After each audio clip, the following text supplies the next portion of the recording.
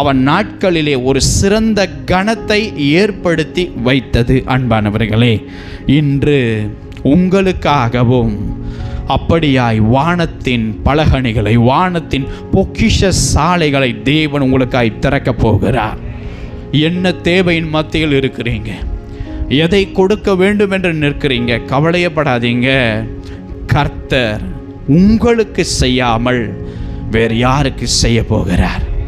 ஒரு தகப்பன் ஒரு மகள் கஷ்டப்படும் பொழுது ஒரு தகப்பன் பார்த்து சும்மா இருக்கலாம், ஒரு குடும்பம் பார்த்து சும்மா இருக்கலாம். ஆனால் தேவன் ஒரு நாளும் அவர்களைப் போல நம்மை நினைக்கிற தேவன் அல்ல.